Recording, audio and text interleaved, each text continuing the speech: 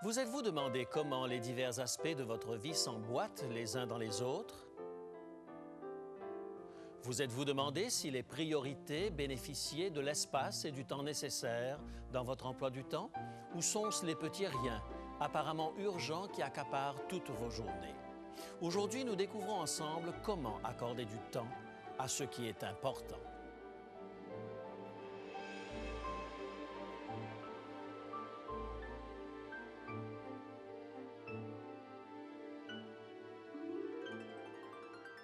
Il est écrit.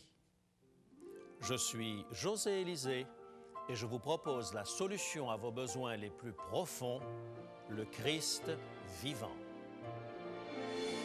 Notre sujet d'aujourd'hui, un espace suffisamment grand. La chroniqueuse Arianna Huffington a écrit dans le Times de Los Angeles un article au sujet de la polychronie. Oui, j'ai bien dit polychronie et non polychromie. Ce terme fait référence à la capacité de mener de front plusieurs activités en même temps. Il est employé généralement en rapport avec le monde des affaires et des ordinateurs. Mais Arianna parlait plutôt de la polychronie dans notre vie personnelle. De plus en plus, nous essayons de faire 2, 3, voire 4 choses en même temps. Nous ouvrons notre courrier tout en parlant aux enfants. En même temps, nous préparons le repas, tandis que d'une oreille, nous captons le bulletin météo à la radio. Nous vérifions notre courrier électronique en grignotant rapidement une tartine de pain, un cellulaire à la main, en route pour rejoindre quelqu'un. Certaines personnes sont même devenues des accros de la polychronie. Comme Arianna l'écrit, certains de mes amis ne se sentent vivre que lorsqu'ils sont sur la crête de la vague, menant de front une demi-douzaine de crises, pataugeant dans toutes ces tragédies, obligés de se droguer pour pouvoir trouver le sommeil. En contraste avec tout cela, Arianna rappelle le mode de vie de sa propre mère. Les paroles de Mme Huffington mère étaient moins fonctionnelles. Elle ne souffrait pas de la tyrannie de l'urgence. Il n'y avait pas de rencontre impersonnelle au marché de la ferme où elle faisait son magasinage. Elle parlait à tout le monde. Une visite au marché pouvait remplir joyeusement la moitié de sa journée. Cette femme prenait le temps pour apprécier les couleurs et les textures, pour remarquer combien la lavande mettait en valeur le thym de rosemary. Arianna se rappelle. Aller faire le marché avec ma mère, c'était comme visiter le Louvre avec un connaisseur d'art. Sauf qu'ici, vous pouviez sentir et toucher les objets de la vie. Madame Huffington croyait que nous passions à côté de la vie, que nous rations ces cadeaux lorsque nous ne nous donnions pas à 100% à la tâche que nous accomplissions, à la relation que nous entretenions avec les autres au moment présent que nous vivions. Après que sa mère fut décédée, Arianna voulut retrouver ce sentiment de détachement que possédait sa mère. Elle a réalisé qu'elle pouvait y arriver grâce au don que Dieu avait fait au monde, le don du sabbat. En ce jour particulier de repos, elle pouvait mettre l'essentiel au premier plan et échapper à la tyrannie de l'urgence. C'était un espace dans lequel elle pouvait nourrir son âme. Le sabbat permettait à Arianna de se donner à ce qu'elle appelait une toute nouvelle démarche, une seule tâche à la fois. Un espace dans lequel elle pouvait focaliser son attention sur ce qui était le plus important. C'est quelque chose d'extraordinaire que de pouvoir pratiquer la monochronie dans notre monde d'aujourd'hui. C'est l'une des raisons du renouveau de l'intérêt pour le sabbat. Le Los Angeles Times, dans son édition spéciale, n'est qu'un exemple de cela. De plus en plus d'ouvrages populaires sont écrits sur le sujet.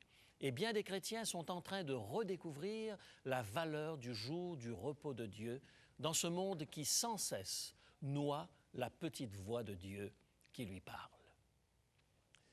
Nous vivons dans un monde où l'urgence relègue au deuxième plan ce qui est important. Voilà pourquoi beaucoup de personnes sont en train de redécouvrir le sabbat avec une approche nouvelle. J'aimerais vous dire pourquoi, en tant que chrétien, j'en suis venu à apprécier particulièrement ce jour de repos. La raison la plus importante à mes yeux, c'est que Dieu remplit l'espace que nous lui offrons. C'est un principe important. Dieu comble l'espace que nous lui apportons. Si nous donnons un tout petit espace à Dieu, nous recevrons peu en retour. Appliquez ce principe aux responsabilités et aux actions de tous les jours. Une tâche va remplir le temps que nous lui accordons. En d'autres mots, lorsque nous nous donnons une journée pour réaliser une tâche, elle va probablement occuper toute cette journée. Cela peut se révéler une bonne chose. Jane a pris la ferme résolution d'entreprendre quelque chose qu'elle avait repoussé depuis très longtemps. Organiser l'album photo de la famille. Elle avait essayé de rassembler toutes ces photos dans un album pendant les rares moments de tranquillité qu'elle avait ici et là.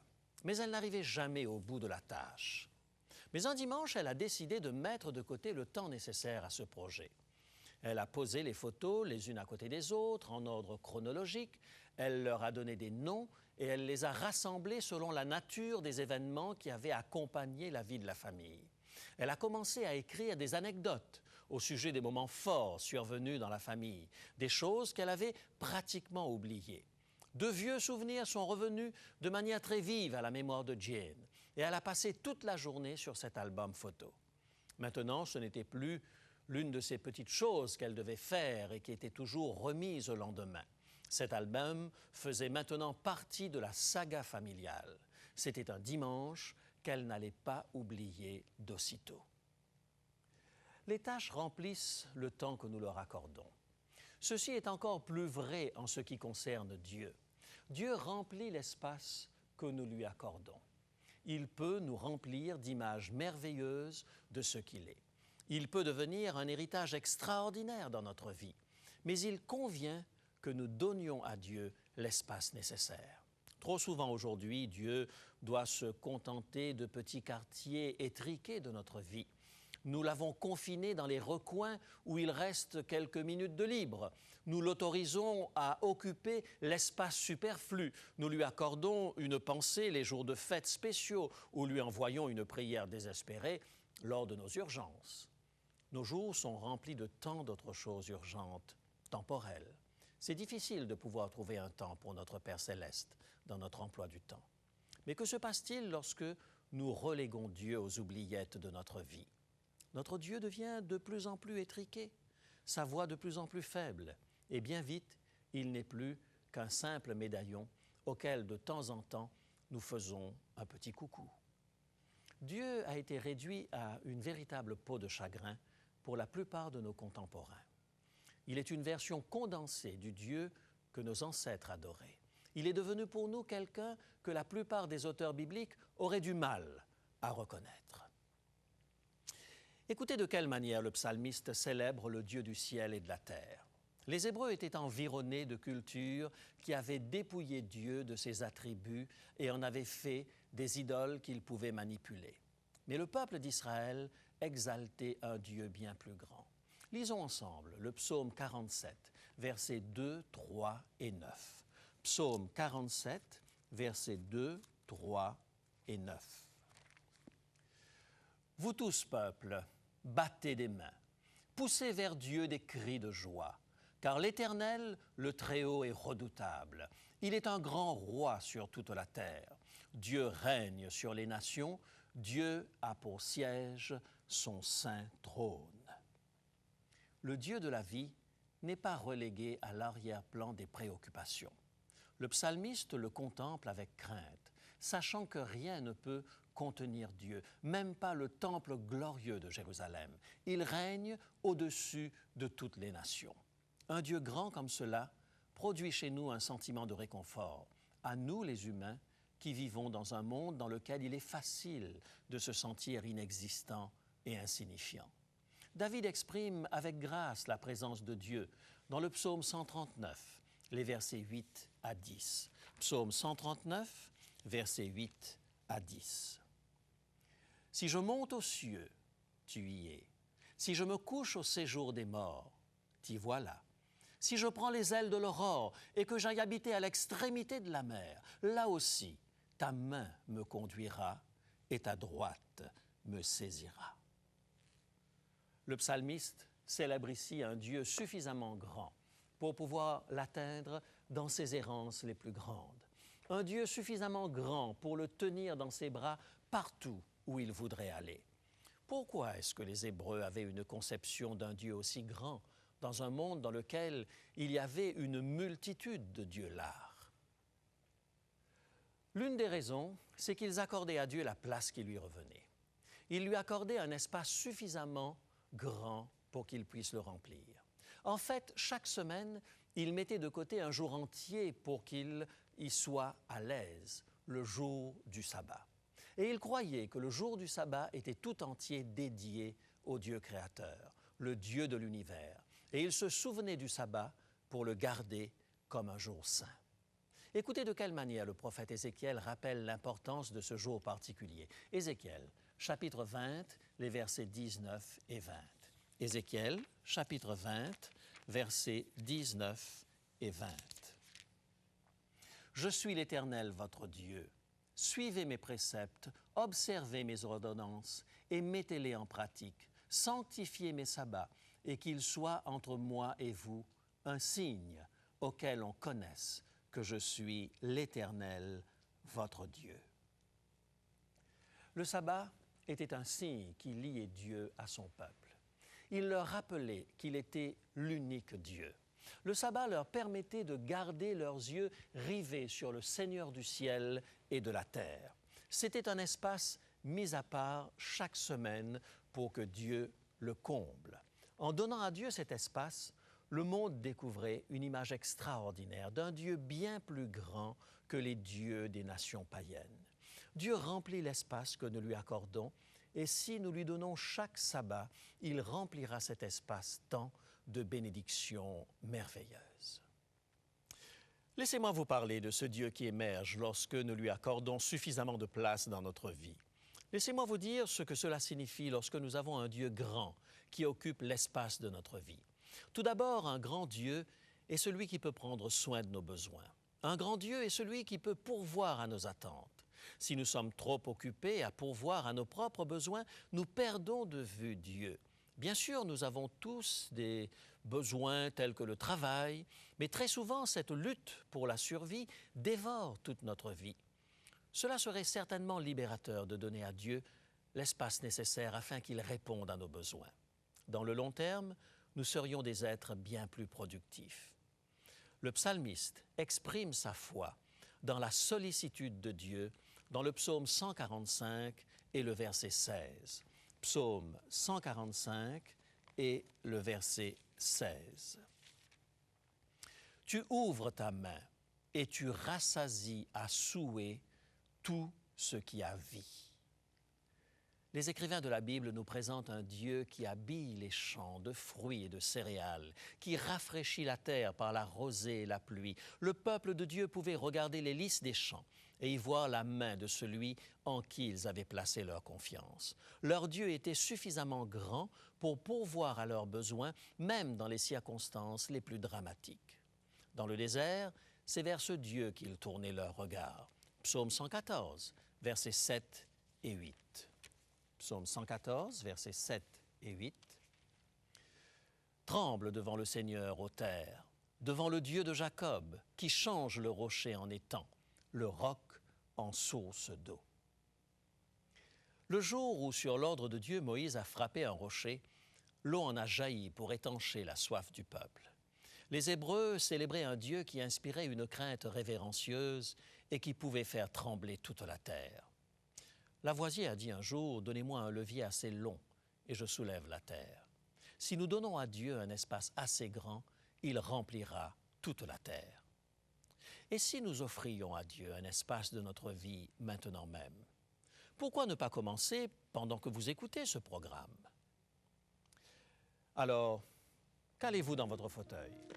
Prenez une profonde respiration et appréciez les moments qui vont suivre. Faites attention à ces paroles de l'Écriture et laissez à Dieu le soin de remplir l'espace que vous lui accordez. Lorsque nous accordons à Dieu l'espace nécessaire, nous réalisons que Dieu non seulement remplit toute la terre, mais il remplit aussi les cieux au-dessus de nous. Il s'étend horizontalement et verticalement. Lorsque nous lui accordons l'espace horizontal, l'espace de nos préoccupations matérielles, il ouvre à nos regards l'espace vertical, celui de la dimension spirituelle. Enfermons Dieu dans un coin de notre vie et sa voix deviendra toute petite. nous perdrons le sentiment de son autorité morale. La voix de la conscience, réduite à un murmure, peut facilement être ignorée. Les Hébreux avaient découvert un aspect particulier de Dieu au Sinaï. Lorsque sa voix s'est fait entendre au milieu des éclairs, du tonnerre et du feu, Dieu remplissait les cieux au point de les ébranler. Cette manifestation grandiose de Dieu allait leur donner une identité en tant que peuple pour toutes les générations à venir.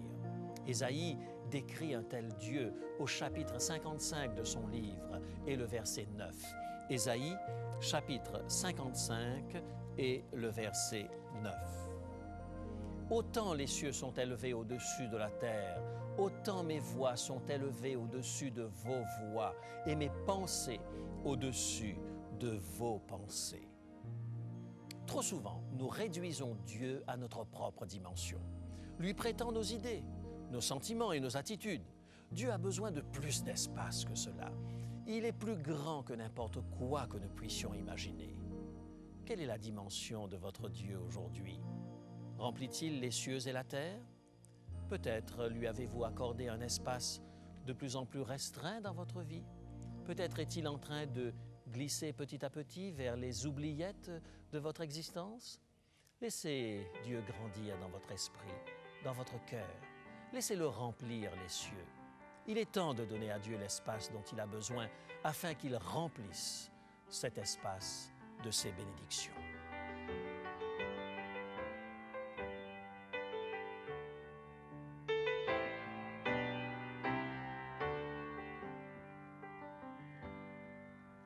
C'est auprès de Dieu que je veux me tenir. Il est mon Seigneur, mon roi. C'est auprès de Dieu que je peux ressentir tout l'amour qu'il a pour moi. C'est auprès de Dieu que je voudrais grandir, entendre le son de sa voix.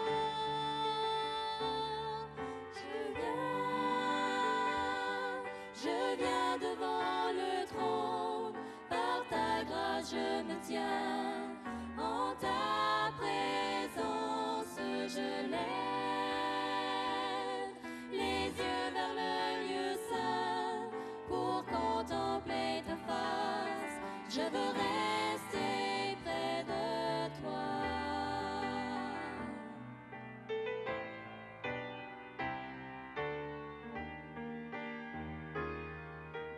C'est auprès de Dieu que je veux me tenir. Il est mon Seigneur, mon roi. C'est auprès de Dieu que je peux ressentir tout l'amour qu'il a pour moi. C'est auprès de Dieu que je voudrais grandir, entendre le son de sa voix.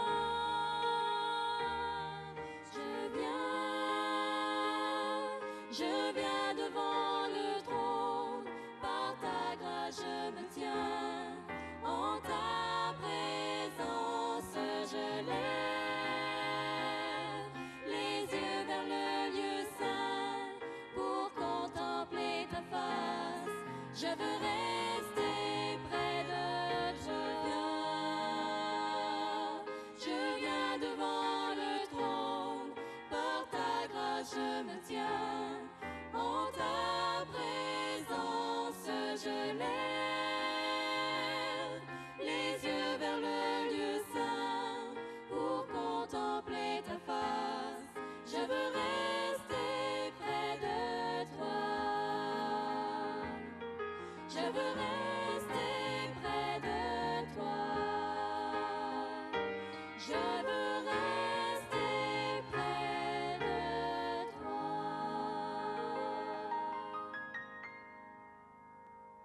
Faites du repos du sabbat le point de départ de cette redécouverte de Dieu dans votre vie. Consacrez le sabbat à Dieu chaque semaine et découvrez ce qu'il en adviendra. Ne remplissez pas le sabbat de vos propres activités, Laissez à Dieu le soin de le remplir.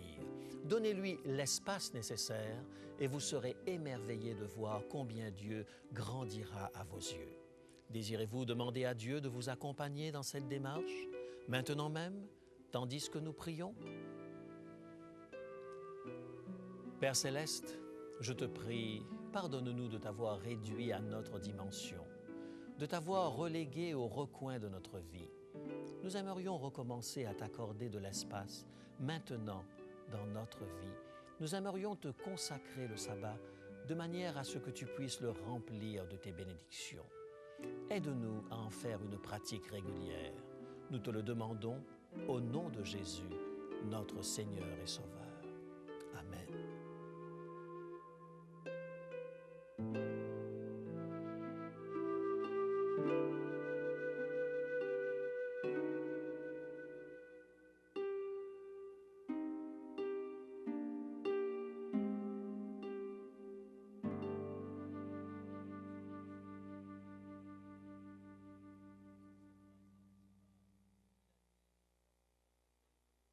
Bonjour.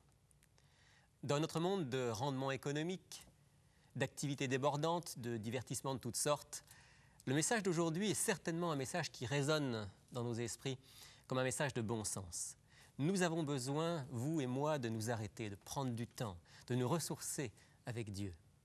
Et en ce sens, le commandement du sabbat, du jour du repos, est certainement un commandement pour nous aujourd'hui. Mais je suis sûr qu'en même temps, vous vous posez la question, comme moi, peut-on vraiment vivre le sabbat dans notre société? Est-ce réaliste de vouloir vivre ce jour du repos? Alors José, j'ai envie de me tourner vers toi et de te poser la question. Est-ce que c'est réaliste de vouloir vivre le jour du repos dans notre société? Je ne poserai pas le problème en termes de réalisme, je poserai plutôt le problème en termes de nécessité. Lorsque nous regardons la vie de nos contemporains, nous nous rendons compte que lorsque nous nous réveillons le matin, nous avons besoin d'un stimulant pour démarrer la journée. Alors c'est un café, un deuxième, un troisième café. Et puis lorsqu'arrive le soir, nous n'avons plus de sommeil et nous avons besoin de prendre un somnifère pour pouvoir dormir. Ainsi, nous créons voilà, et on crée un faux équilibre. Et nous avons besoin de nous arrêter à un certain moment. C'est une nécessité indispensable. L'organisme a besoin de repos pour se refaire. La nuit, le sommeil nous permet de régénérer nos énergies. Alors, c'est une nécessité, c'est clair. Maintenant, je reviens à ma question. Est-ce que c'est réaliste en ce sens? Comment est-ce qu'on va le mettre en place? Est-ce que ça ne nécessite pas des choix draconiens dans nos vies? Tout à fait. Tout à fait. Je crois que cela doit être véritablement un choix. Comme celui qui, chaque année, se dit « Cette année, je ne peux pas partir en vacances parce que j'ai du travail en retard ». À un certain moment, il est nécessaire de se dire « Maintenant, je vais fermer en quelque sorte tous les tiroirs de la vie et me consacrer vraiment à ce moment nécessaire où je dois me recréer ». C'est la même chose pour le sabbat, c'est un choix.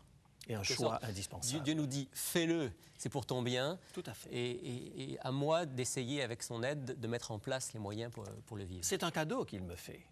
Et c'est extraordinaire de pouvoir rentrer dans le jour du sabbat sans avoir mauvaise conscience, en se disant que c'est Dieu qui m'offre ce cadeau et je peux l'accepter. Je profite des 24 heures de repos qu'il m'accorde. Tout à fait. Un petit mot personnel. Je sais que toi, tu vis le sabbat depuis des années. Comment est-ce que tu définirais ce qu'est un bon sabbat? Quand tu vis une journée de sabbat et puis qu'à la fin des 24 heures, tu es heureux, qu'est-ce qui s'est passé? Je me suis rendu compte que bien souvent, nous avons la tentation de mettre dans cette journée de sabbat tout ce que nous n'avons pas pu faire pendant la semaine ou réserver tout ce qui est spirituel à la journée du sabbat. Je crois que c'est une mauvaise conception des choses. Dieu nous dit que ce jour lui appartient. Je suis l'Éternel, ton Dieu. C'est mon jour de repos, dit-il. Et je crois que nous devons être disponibles à l'Esprit de Dieu, laisser à Dieu le soin de nous dire ce qui convient à ce jour. Donc un jour de ressourcement au cours duquel on va pouvoir prendre du temps avec lui, prendre du temps avec les autres, prendre du temps avec nous-mêmes. Tout à fait.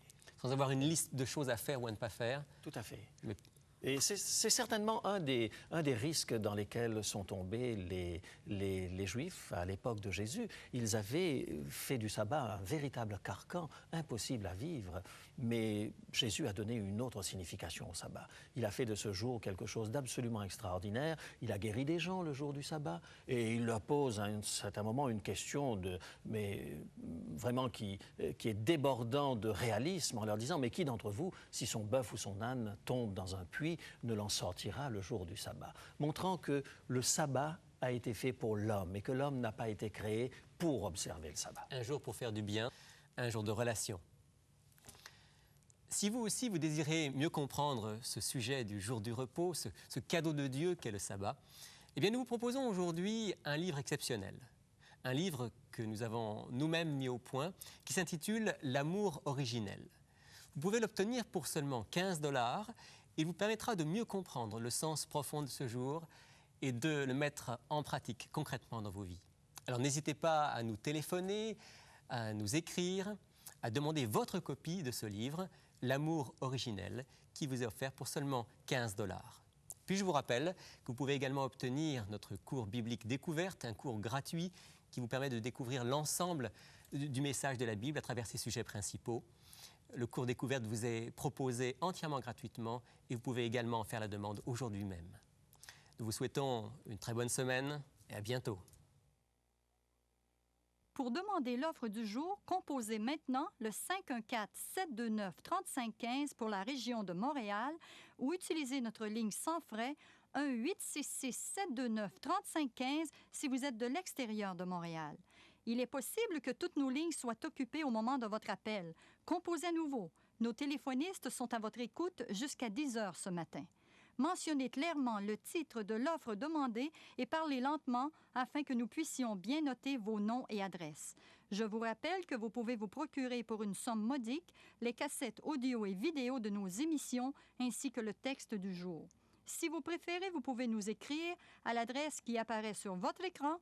Il est écrit Case postale 99, succursale Rosemont, Montréal, Québec, H1X 3B6. Nous attendons vos appels. Composez maintenant le 1-866-729-3515.